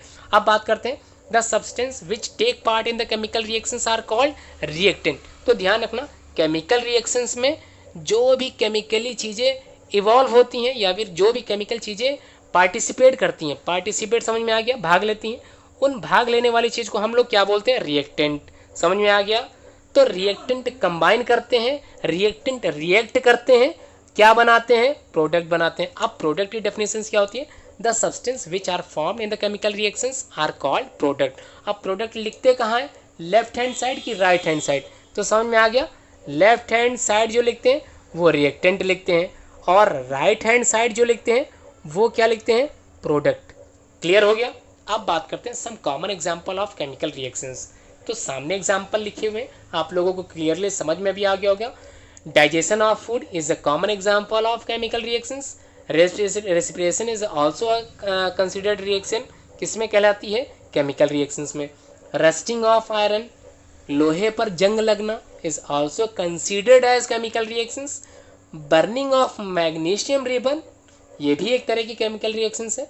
फॉर्मेशन ऑफ कर्ड, कर्ड मतलब अगर दही बन चुका है तो दही से क्या वापस आप लोग दूध जमा सकते हो, नहीं। तो ये कौन सी केमिकल रिएक्शन हुई, ये बिल्कुल सिंपल है, ये भी एक तरह की केमिकल रिएक्शंस होगी। अब बात करते हैं, केमिकल रिएक्शंस इवॉल्व होती है, किस तरह की चेंजेस लाती है, चेंजेस इन स्टेट मतलब सॉलिड, लिक्विड, गैस। तो ये तीनों चीज़ें बदलनी है। चेंजेस इन कलर, ये भी चेंज हो जाना है। चेंजेस इन टेम्परेचर, कुछ परिवर्तन होगा।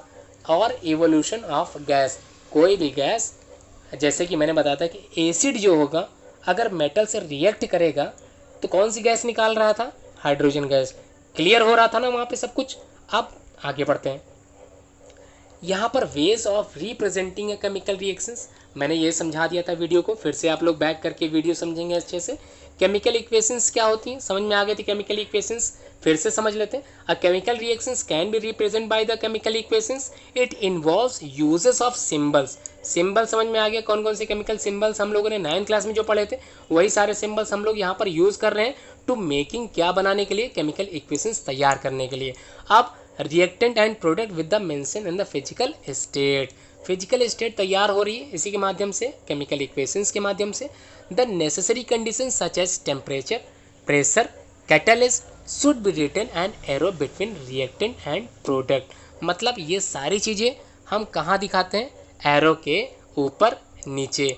तो यहाँ पर कभी कभी आप लोगों को हीट लिखा हुआ मिल जाएगा, कभी कभी हीट का सिंबल मिल जाएगा, ठीक है, ध्यान रखना। फोटोकेमिकल रिएक्शंस में आप लोगों को लाइट मिल जाएगी लिखी हुई, या फिर जब आप लोगों ने फोटोसिंथेसिस की प्रोसेस 7th क्लास में समझी थी उसमें एक केमिकल रिएक्शंस बताया गया होगा।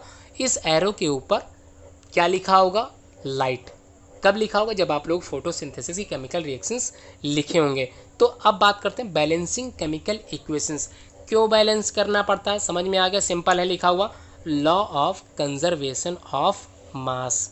मतलब in the chemical reactions LHS जिसको हम लोग रिएक्टेंट साइड बोलते हैं, और RHS जिसको हम लोग बोलते हैं राइट हैंड साइड जो प्रोडक्ट साइड होता है, ये दोनों के मास कैसे होने चाहिए, इक्वल होने चाहिए। तो matter can nether be created और नॉट बी डिस्ट्रॉयड।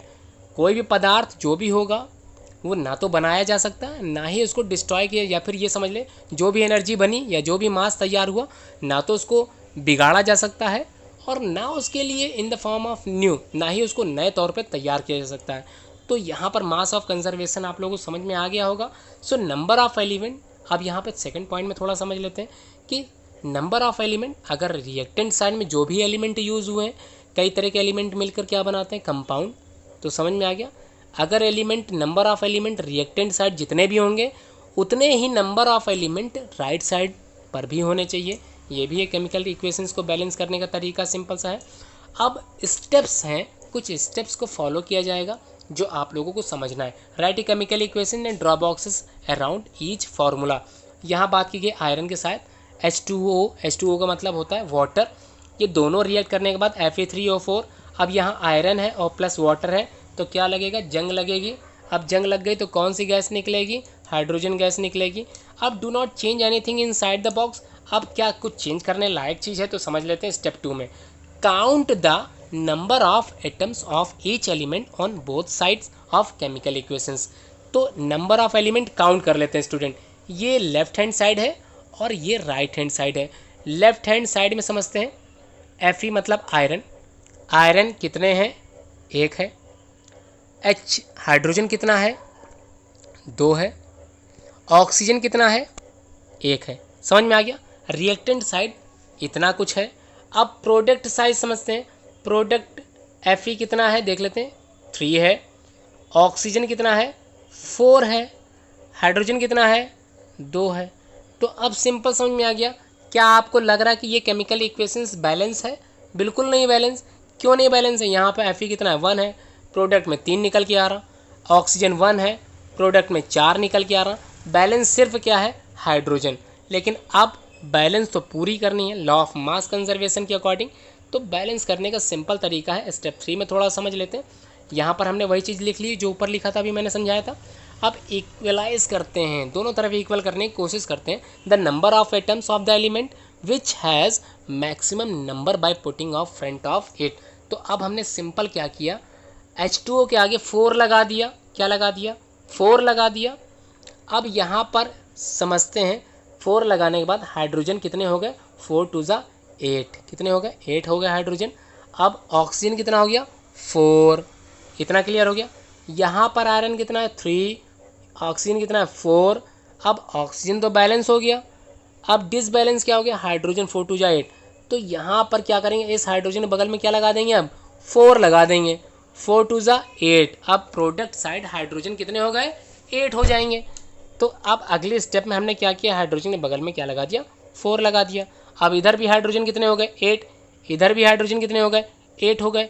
अब बैलेंस किसका थोड़ा सा मिसमैच हो गया, यहाँ पर आयरन का। यहाँ आयरन कितने हैं, 3। यहाँ आयरन कितने हैं, 1। तो आयरन से पहले क्या लगा दिया, 3। अब आयरन यहाँ कितने हो गए, 3 हो गए, यहाँ पर भी आयरन कितने हो गए, 3 हो गए। तो इसकी एक प्रोसीजर है, एक प्रोसेस है, जिसको अभी मैं नीचे समझा दूंगा। तो स्टूडेंट बैलेंस करना आना चाहिए। तो यहाँ पर आप क्या किया, right the physical state of the reactant and product side. अब आपकी केमिकल रिएक्शंस क्या हो गई, बैलेंस हो गई। अब आप लोगों ने जो अभी तक पढ़ा था वीडियो में, इससे पहले जो ऊपर मैंने समझाया है, उसमें कॉम्बिनेशन रिएक्शंस क्या होती है। कॉम्बिनेशन रिएक्शन में दो या दो से अधिक रिएक्टेंट कंबाइन करते हैं to form a single product. देखो डेफिनेशन में सिंगल प्रोडक्ट आया, ध्यान रखना सिंगल से ज़्यादा डबल नहीं होने चाहिए। एक्सोथर्मिक आप लोगों को समझ में आ गया था, एंडोथर्मिक आप लोगों को समझ में आ गया था। डीकम्पोजिशन रिएक्शंस कितने तरह के, थर्मल हो गया, इलेक्ट्रोलिटिक हो गया, ये भी आप लोगों को समझ में आ गया होगा अच्छे से। अब बात करेंगे डिस्प्लेसमेंट रिएक्शन की। किसकी बात करेंगे, डिस्प्लेसमेंट। तो यहाँ पर एक एलिमेंट है, यहाँ एक कंपाउंड है, ये एलिमेंट Fe जो था उसने कॉपर सल्फेट से कॉपर को क्या किया, बाहर निकाल दिया।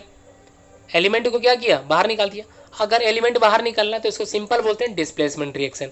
लेकिन अगर आयन एक्सचेंज हो और दोनों ही यहाँ पर मेटल ना हो या फिर एलिमेंट ना हो, दोनों क्या हो, कंपाउंड हो, तो देख लेते हैं थोड़ा सा नीचे डबल डिस्प्लेसमेंट में। यहाँ पर ये भी कंपाउंड है, ये भी कंपाउंड है, दोनों कंपाउंड ने अपने अपने एलिमेंट के आयन को क्या किया, एक्सचेंज कर दिया।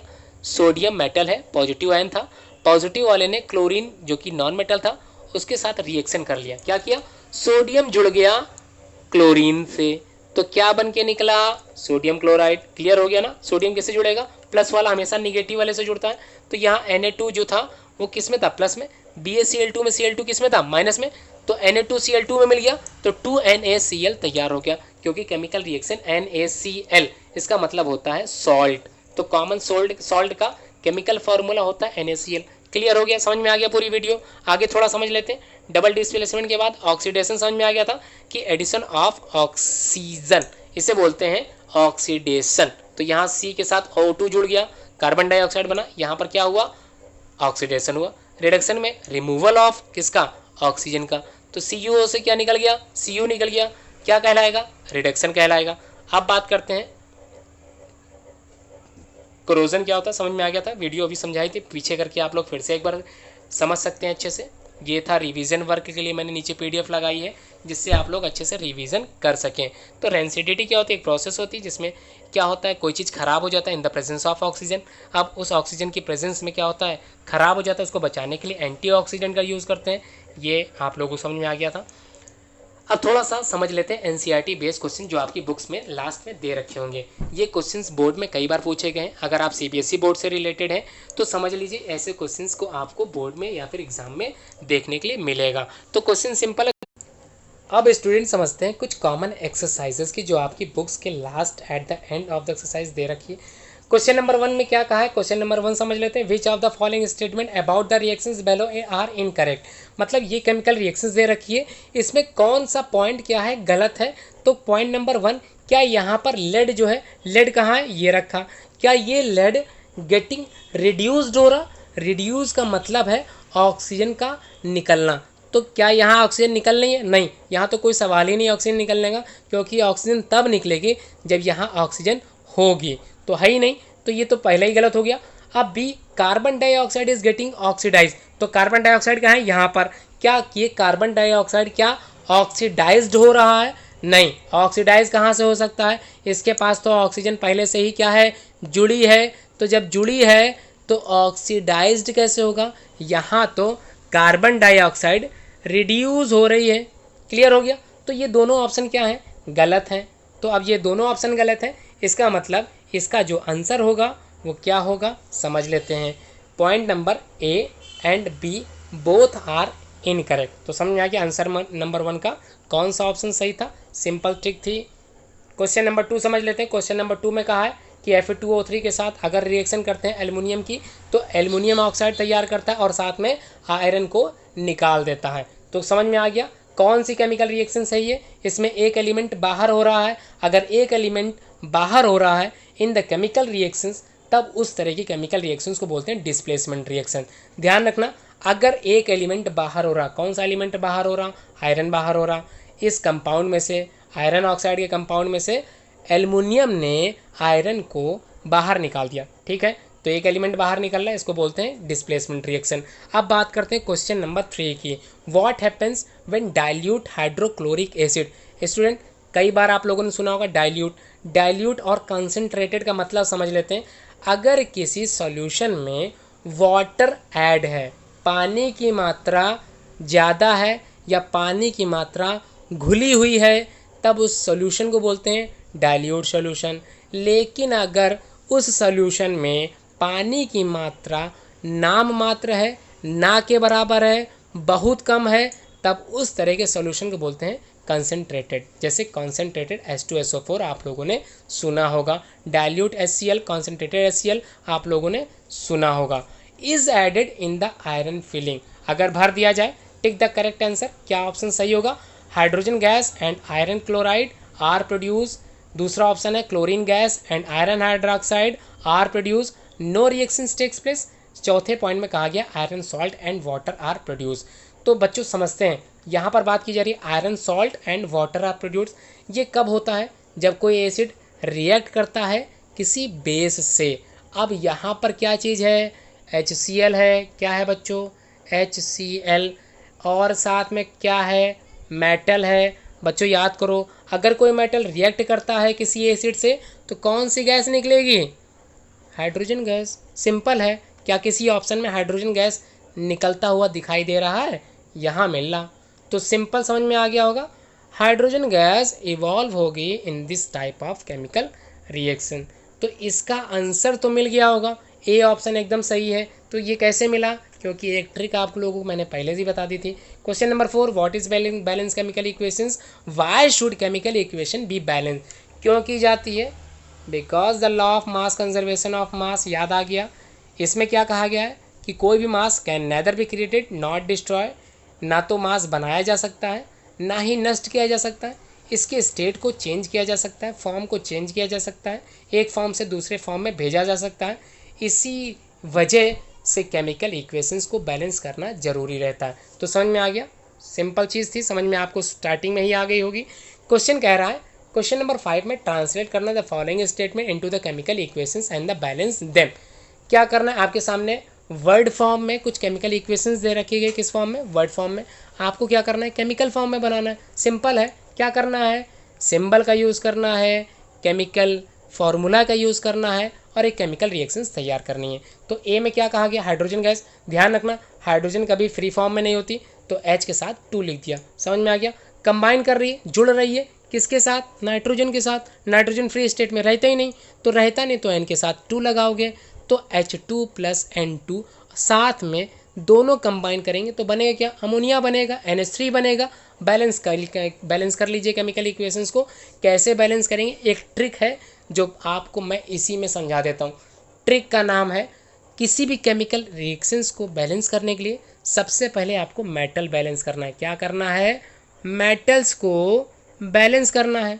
मेटल को बैलेंस करना है। मेटल कैसे पहचानोगे? पॉजिटिव आयन वाले जितने भी होते हैं मैक्सिमम क्या होते हैं? मेटल्स होते हैं। नेगेटिव चार्ज वाले जितने भी होते हैं केमिकल्स, वो क्या होते हैं? Non metal. इसका मतलब सबसे पहले मेटल्स को बैलेंस करो, उसके बाद नॉन मेटल को बैलेंस कर लो, उसके बाद हाइड्रोजन को कर लो, और at the last of the chemical reactions oxygen को बैलेंस कर लो।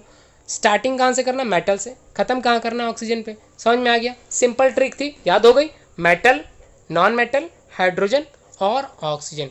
तो अब हमारे सामने क्या है? इस केमिकल रिएक्शंस को लिख के देख लेते हैं। अब उसको बैलेंस कैसे करना है? ट्रिक से करना है। क्या करना है? ट्रिक से। हाइड्रोजन कैसे लिखोगे? H2 लिखोगे। ऑक्सीजन क्या किसके साथ कंबाइन करना है? नाइट्रोजन। नाइट्रोजन फ्री स्टेट में नहीं रहता, N2 लिख दिया। क्या बना? अमोनिया। अमोनिया केमिकल फार्मूला तो याद था ना? आप लोगों को याद तो करना ही पड़ेगा, समझना तो पड़ेगा ही। NH3, ये अमोनिया हो गया। अब क्या करना है? बैलेंस। बैलेंस करने के लिए सबसे पहले क्या कहा था? मेटल ढूंढो। क्या इसमें कोई मेटल है? नहीं है, मेटल नहीं है, क्योंकि हाइड्रोजन क्या है? एक एक्सेप्शनल है, एक्सेप्शनल केस में आता है, इसलिए ना ये तो मेटल है ना ये में नॉन मेटल है। सिंपल है, हाइड्रोजन गैस है। अब बात करते हैं क्या? नॉन मेटल की। तो यहाँ सबसे पहले बैलेंस करते हैं N2 को। यहाँ पर N कितना है? 2 है। यहाँ N कितना है? 1 है। बैलेंस कर लो। सिंपल कैसे बैलेंस करोगे? यहाँ पे सिंपल क्या लगा दोगे? 2 लगा दोगे। अब देख लो, नॉन मेटल नाइट्रोजन 2 यहाँ पर भी है, 2 यहाँ पर भी है। अब बात करेंगे हाइड्रोजन की। क्या ऑक्सीजन है? ऑक्सीजन है ही नहीं, सिंपल है। मेटल कोई नहीं था, नॉन मेटल नाइट्रोजन है, बैलेंस कर लिया। अब बात करेंगे हाइड्रोजन की। हाइड्रोजन कितने हैं? 2 है। यहाँ कितना है? देखो 2 यहाँ लिखा है, 3 यहाँ लिखा है, मल्टीप्लाई कर दो, 2 3 ज़ा 6, तो हाइड्रोजन कितने हैं? 6 है। अब 6 है, यहाँ कितने?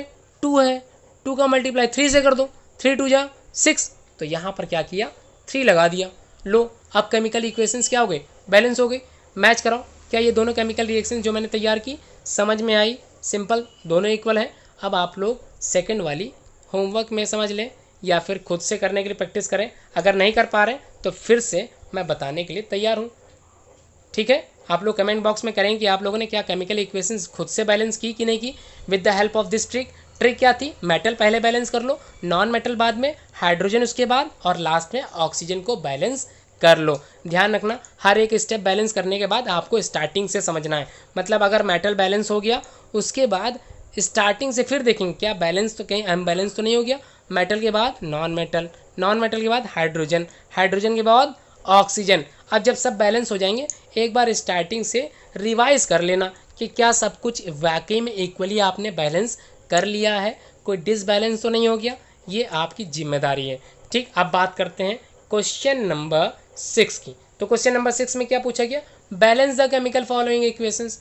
तो सिंपल ट्रिक है, इसमें कोई भी केमिकल इक्वेशंस आप लोग बिल्कुल वैसे ही तैयार करोगे, बिल्कुल वैसे ही बैलेंस करोगे जैसे अभी आपने केमिकल वर्ड फॉर्म में लिखी हुई थी उसको बैलेंस किया था, बिल्कुल उसी फॉर्म में आपको यहाँ पर करना है। कैसे करना है समझ में आ गया ना? कुछ कन्फ्यूज़न तो बिल्कुल नहीं होगी। कोई भी केमिकल, जैसे मान लीजिए ये केमिकल इक्वेशन आपने यहाँ लिखी, यहाँ पर देख लेते हैं क्या है, कैसे इक्वेशंस करना है। सबसे पहले NaCl, NaCl में मेटल समझ में आ गया होगा। Na क्या है? सोडियम क्या है? मेटल है। क्लोरीन क्या है? नॉन मेटल है। नीचे सिल्वर, Ag क्या है? सिल्वर है, मेटल है। और नाइट्रोजन क्या है? नॉन मेटल है। और ऑक्सीजन क्या है? नॉन मेटल है। तो इतना तो क्लियर हो गया, मेटल क्या होता है, नॉन मेटल क्या होता है, ऑक्सीजन हाइड्रोजन तो क्लियर हो गया। अब आप लोग बैलेंस कर लोगे, कोशिश करेंगे बैलेंस केमिकल इक्वेशंस करने की with the help of given trick. तो ट्रिक समझ में आ गई, ट्रिक के सहायता लीजिए। अब क्या करना है? सिंपल, क्वेश्चन नंबर 7 भी सिंपल है। Right the balance chemical equations और द फॉलोइंग रिएक्शंस। ये सारी रिएक्शंस दे रखी हैं। अब आप लोग एक चीज़ ऐड कर लीजिएगा, जितने भी केमिकल रिएक्शंस लिख रहे हैं उनके टाइप भी लिखिएगा। टाइप का मतलब समझा देता हूँ सिंपल फॉर्म में। जैसे सपोज करिए मैं बात करता हूँ बी वाली केमिकल रिएक्शंस की, ये कौन सी टाइप की केमिकल रिएक्शंस है ये भी आप लोग लिखेंगे जब ये केमिकल इक्वेशंस को बैलेंस कर रहे होंगे। कैसे करना है आपको दिख गया। ये Zn क्या है? मेटल है। AgNO3 सिल्वर नाइट्रेट सोल्यूशन है, कंपाउंड है। अगर किसी कंपाउंड में कोई मेटल मिल जाए और उस कंपाउंड के एलिमेंट को वो मेटल, जिंक ने Ag को क्या किया?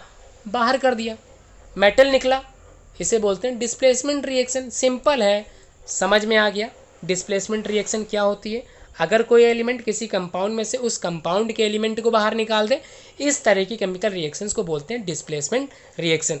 अब बात करते हैं सी वाली भी समझ लेते हैं। सी में भी सिंपल है, एलिमेंट क्या है? एल्युमिनियम। एलिमेंट किस में जुड़ा है? कंपाउंड में। कंपाउंड से एल्युमिनियम ने किसको बाहर कर दिया? मेटल को, कॉपर को। कॉपर क्या हुआ? बाहर हो गया। अगर बाहर हो गया तो केमिकल रिएक्शंस क्या कहलाए? Displacement reaction. सिंपल है, समझ में आ गया होगा। चलिए अच्छा एक और समझा देता हूँ, आप लोग भी सोचेंगे वीडियो तो मैंने बनाई है, बताना मुझे है, पढ़ाना मुझे है, मैं छोड़ क्यों रहा हूँ? क्योंकि आपकी ईमानदारी के लिए, आपके समझने के तरीके के लिए। अगर मैं सब समझा दूंगा तो आप लोग बिल्कुल मेहनत नहीं करोगे। फिर भी डी वाला समझा देता हूँ। यहाँ पर BaCl2 क्या है? बेरियम क्लोराइड है। K2SO4 क्या है? पोटेशियम सल्फेट है। दोनों ही क्या है? कंपाउंड है। अब दोनों कंपाउंड ने अपने अपने एलिमेंट के आयन को क्या किया है? एक्सचेंज कर लिया है। खुद देख लो, यहाँ Ba किसके साथ जुड़ा? सल्फेट के साथ। पॉजिटिव वाला हमेशा नेगेटिव के साथ जुड़ेगा, सल्फेट नेगेटिव में होता है और बेरिलियम क्या है? पॉजिटिव में है। तो पॉजिटिव के साथ आयन क्या हुआ? एक्सचेंज हो गया। क्लोरीन के साथ पोटेशियम जुड़ गया तो KCl सॉल्ट तैयार किया, पोटेशियम क्लोराइड। तो अब समझ में आ गया, दोनों ही कंपाउंड ने अपने अपने आयन एक्सचेंज कर लिया और दो कंपाउंड अलग अलग तैयार कर दिया। तो इस तरह की केमिकल रिएक्शंस को बोलते हैं डबल डिस्प्लेसमेंट रिएक्शन। याद करो, when the ions takes place, क्या करते हैं? एक्सचेंजेस। क्या एक्सचेंज करते हैं? आयंस को एक्सचेंज करते हैं। इस तरह की केमिकल रिएक्शंस को बोलते हैं double displacement reaction. Question number 8, क्या कह रहा है, right the balance chemical equation for the following, identify there types. देखो बच्चों, शुरुआत में तो अभी तक था नहीं, अब आगे टाइप भी पूछा जाता है। तो पोटेशियम ब्रोमाइड KBr, ये फार्मूला तो आपको समझना पड़ेगा। पोटेशियम ब्रोमीन के साथ रिएक्ट करने के बाद पोटेशियम ब्रोमाइड बनाता है, जिसका फार्मूला, केमिकल फार्मूला KBr होता है। ठीक, तो KBr react with barium iodide. तो अब बेरियम आयोडाइड का मतलब क्या होता है, Ba से बेरियम हो गया, I से आयोडीन वाला आयोडाइड हो गया। तो ये दोनों ही कंबाइन कर रहे हैं, जुड़ रहे हैं। तो जुड़ रहे हैं इसका मतलब ये KBr भी क्या है, कंपाउंड है, और ये Bi क्या है, ये भी एक कंपाउंड है। व्हेन आयन एक्सचेंजेस, तो क्या कहलाएगा, डबल डिस्प्लेसमेंट रिएक्शन। टाइप समझ में आ गया। केमिकल रिएक्शंस बैलेंस करिए आप लोग खुद से। क्वेश्चन नंबर 9 में कह रहा है what does one mean of the exothermic and endothermic reactions. Exothermic का मतलब होता है एग्जिस्टेंस ऑफ एनर्जी या हीट, याद आ गया होगा।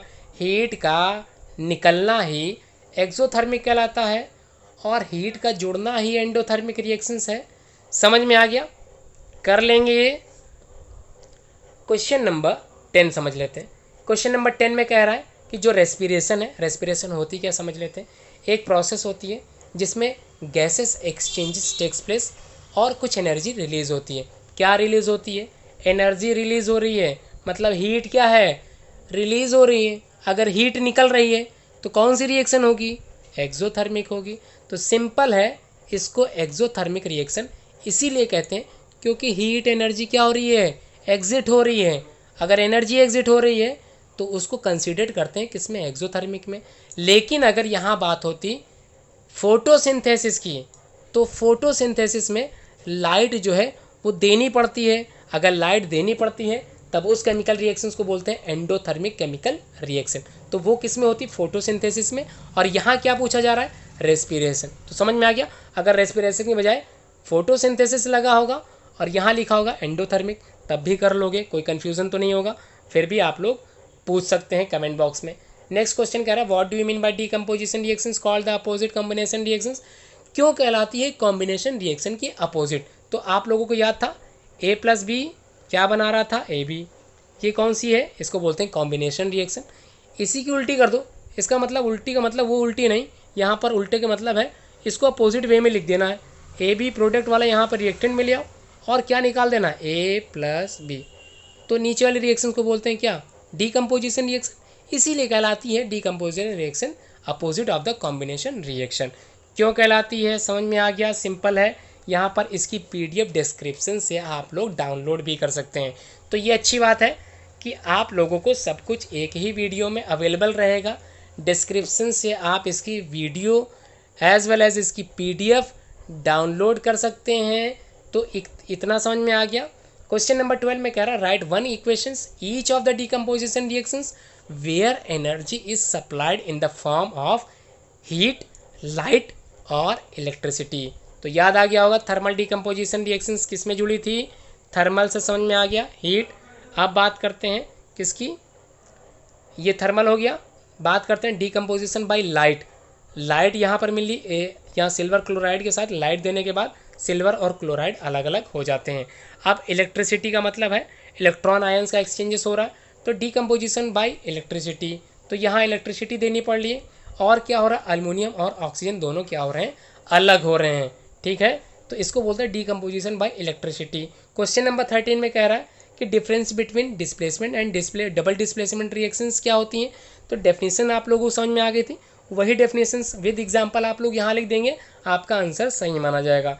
In the refining of silver, silver बनाते समय जब सिल्वर की तैयारी कर रहे थे, रिफाइन करने में, शुद्धिकरण करने में, the recovery of silver from the silver nitrate solution involve in the displacement reaction by copper metal.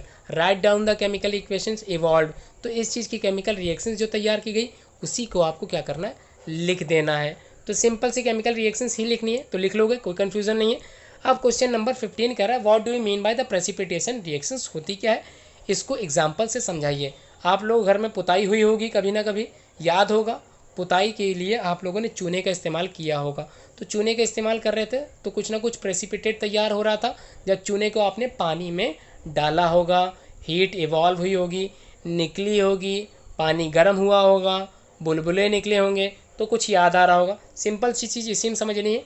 तो a reaction in which a insoluble solid called precipitate is formed is called precipitate reaction। तो यहाँ पर बात करते हैं sodium carbonate की। अगर sodium carbonate react कर रहा है कैल्शियम क्लोराइड के साथ तो वो क्या बनाएगा, कैल्शियम कार्बोनेट बनाएगा और क्या निकालेगा, sodium chloride in the form of NaCl, जिसको हम लोग कॉमन सॉल्ट के नाम से जानते हैं, ये तैयार कर देगा। इस रिएक्शन में कैल्शियम कार्बोनेट इज ऑब्टेन्ड। ये जो कैल्शियम कार्बोनेट है ये एक प्रेसिपिटेट ही तो है, hence it is precipitate reaction. Another example नीचे दे रखा है, आप लोग इसको भी लिख सकते हैं। At least one example have to write in the examination copy. ठीक, क्वेश्चन नंबर 16 में पूछ रहा है explain the following in terms of the gain or loss of oxygen and two example of each. तो टू क्या आप तो ज़्यादा लिख लोगे, ऑक्सीडेशन रिएक्शन और रिडक्शन क्या होते हैं, सिंपल है, लिख लोगे, कोई डाउट नहीं है इसमें। क्वेश्चन नंबर 17 यहाँ कह रहा है a shiny brown coloured element X है जो हीट किया जा रहा है in the presence of air becomes black. तो उसका नाम लिखना है। तो कॉपर आप लोग घर में वायरिंग होती है, उसमें कॉपर कभी कभी आप लोगों को ध्यान होगा कि कभी कभी कॉपर जो है वो आगे से काला पड़ जाता है। उसको क्या करते हैं हम लोग, चाकू से या किसी की सहायता से, या फिर ऐसे समझ लेते हैं कि आपकी बैटरी आप लोग जो मोबाइल में यूज़ करते हैं उसके ऊपर जो बैटरी जहाँ से चार्ज करते हैं वहाँ पर कार्बन जम जाती है, उसको चाकू से घिस लेते हैं, उसके बाद बैटरी वापस वर्क करने लगती है। तो क्या जम गया था, कार्बन जम गया था। सिंपल यही चीज़ समझनी है यहाँ पर भी। अ शाइनी ब्राउन कलर एलिमेंट जिसको X माना गया है, गर्म करने के बाद इन the presence of air become क्या हो रहा है, काला पड़ जाता है। नेम लिखना है उस X वाले एलिमेंट का। तो जो शाइनिंग एलिमेंट है उसका नाम है कॉपर। अब जो ब्लैक कलर में हो रहा है, ब्लैक बन जा रहा है, कोई नया प्रोडक्ट है, उसको बोलते हैं कॉपर ऑक्साइड। तो क्लियर हो गया, उसी को बोलते हैं कॉपर ऑक्साइड। CuO इसका केमिकल फार्मूला है। बात करते हैं नेक्स्ट क्वेश्चन नंबर 18 में क्या कह रहा है, why do we apply paint on the iron articles. Iron articles पे या फिर आयरन की बनी हुई चीज़ पे हम लोग पेंट क्यों करते हैं। तो नई चीज़ समझ लेते हैं। अगर कोई लोहे से बनी चीज़ अगर हम अपने घर में लाते हैं तो सबसे पहला काम क्या करते हैं, पेंट करते हैं उसके ऊपर। आप लोगों को याद होगा, अगर आप लोगों का मकान कभी बना होगा उसमें लोहे के दरवाजे कहीं ना कहीं आपने लगवाए होंगे, तो क्या करते हैं, सबसे पहले पेंट करते हैं। क्यों करते हैं, क्योंकि जंग ना लग जाए, इसलिए उस आयरन प्रोडक्ट पर हम लोग पेंट करते हैं। तो सिंपल समझ में आ गया होगा। क्वेश्चन नंबर 18 क्या कह रहा है। Question number 19 oil and fat, समझ में आ रहा होगा question. Oil and fat containing food items are flushed with nitrogen, why. अब नाइट्रोजन क्यों भर रहे थे, क्योंकि नाइट्रोजन एक ऐसी गैस है जो अक्रिय है, बिना क्रिया, या फिर अक्रिय का मतलब यहाँ इनर्ट गैस है। इनर्ट का मतलब ऐसी गैस जो किसी अन्य गैस से रिएक्ट ना करे। अगर किसी और से रिएक्ट करेगी नहीं तो हमारे लिए तो हेल्पफुल है। इसलिए हम किसी भी oil and fat containing object में नाइट्रोजन गैस का यूज़ करते हैं। अब बात करते हैं क्वेश्चन नंबर 20 की। क्वेश्चन नंबर 20A में कहा है कोरोजन क्या होता है, रेंसिडिटी क्या होता है, इनकी definition with the help of chemical formula लिख लेंगे, आप लोग समझ में आ गया होगा। बात करते हैं प्रिवेंट कैसे करते हैं। अब सम केमिकल इक्वेशंस जो आप लोगों को वर्कशीट दी गई है, तो आप लोगों को सबसे पहला काम करना है इसकी बैलेंस केमिकल इक्वेशंस लिखनी है और क्या करना है, टाइप भी बताना है। तो एक दो मैं समझा देता हूँ। समझाना कैसे, सिंपल सी है। ट्रिक क्या थी, याद करो। ट्रिक थी मेटल, नॉन मेटल, हाइड्रोजन और ऑक्सीजन। तो ट्रिक को लिख लेते हैं, मेटल, नॉन मेटल, हाइड्रोजन और ऑक्सीजन। समझ में आ गया। सोडियम क्या है, मेटल है, तो मेटल को पहले बैलेंस कर लो।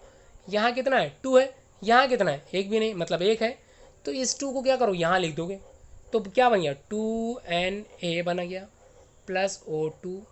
अब क्या करोगे, मेटल तो बैलेंस हो गया।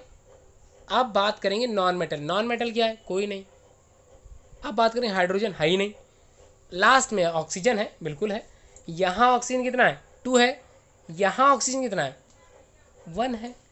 अब 1 यहाँ है और यहाँ पे 2 है, तो क्या करोगे, Na2 से पहले क्या लगा दोगे, 2 लगा दोगे। ध्यान रखना, जब सब कुछ बैलेंस कर लेना फिर से स्टार्टिंग से आप लोग फिर से करोगे। ध्यान क्या करना है, हमने क्या किया था, नाइट्रोजन बैलेंस कर लिया, 2Na प्लस O2 और आगे क्या बना, Na2O, यही तो था। अब ऑक्सीजन को बैलेंस करना था, यहाँ 2 था, यहाँ 1 है, तो यहाँ पर क्या कर दिया, यहाँ 2 लगा दिया। अब अगर जैसे ही यहाँ 2 लगा, यहाँ ऑक्सीजन तो बैलेंस हो गया, लेकिन जो सोडियम हमने क्या किया था, बैलेंस किया था, वो फिर से डिसबैलेंस हो गया। कैसे डिसबैलेंस हो गया, थोड़ा समझ लेते हैं। यहाँ पर सोडियम 2 है, यहाँ पर सोडियम 4 है, तो क्या करना है, सिंपल है, यहाँ 2 नहीं लिखना है, 4 लिख देना है। अब आप लोगों ने केमिकल रिएक्शंस को बैलेंस करना सीख लिया। अगली वाली केमिकल रिएक्शंस आप लोग खुद से बैलेंस करेंगे। ये शीट पीडीएफ में डिस्क्रिप्शन से आप लोग डाउनलोड करेंगे, इसको सॉल्व करेंगे। अगर कहीं कोई कन्फ्यूज़न है, नहीं समझ में आ रहा, तो इसका सोल्यूशन भी नीचे दे रखा है।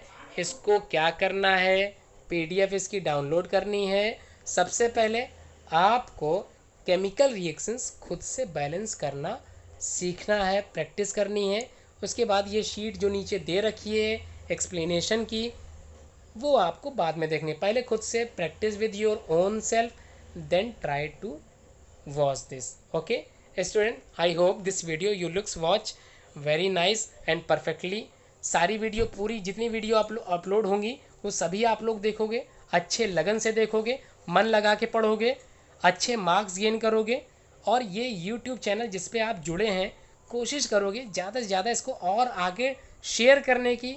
वीडियो अच्छा लगे तो इसको लाइक करना, इस पर कमेंट करना, शेयर करना, वीडियो अपने दोस्तों को शेयर करना, अपने रिलेटिव्स को शेयर करना, और कमेंट लिख के ज़रूर बताना कि आपको वीडियो कितनी समझ में आई।